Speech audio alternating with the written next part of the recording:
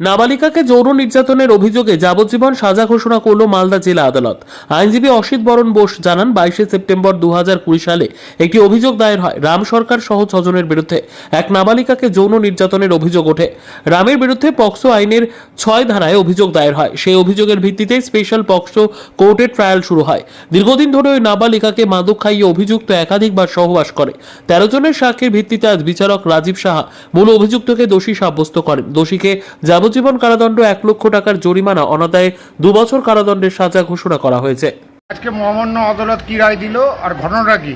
আজকে POCSO case number 107-20 English বাজার women's PS case number 98-20 dated 22/9/20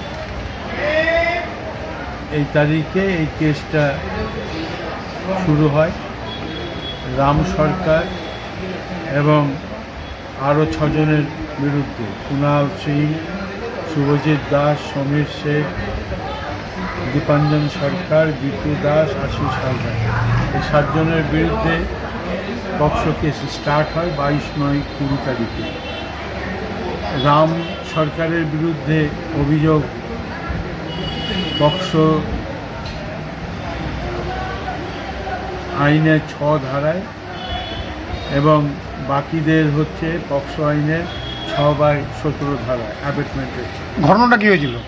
আর এতে কমপ্লেন করেছে অভিযোগকারী হচ্ছে Soma Sarkar, superintendent office incharge children home for girls.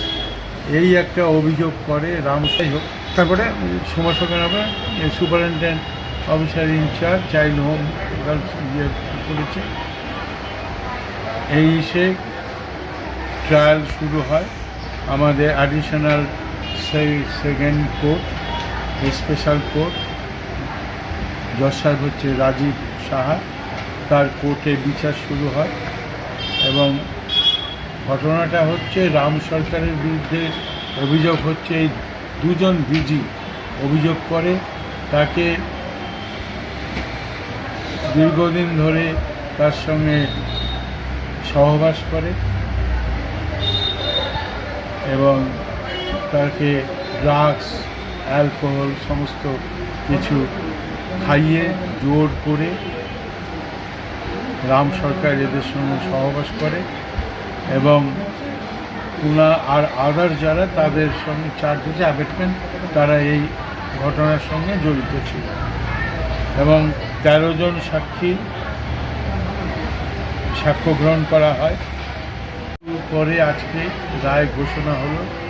সমস্ত কিছু বিবেচনা করে রাম সরকারকে মাননীয় আদালত দোষী সাব্যস্ত করেন।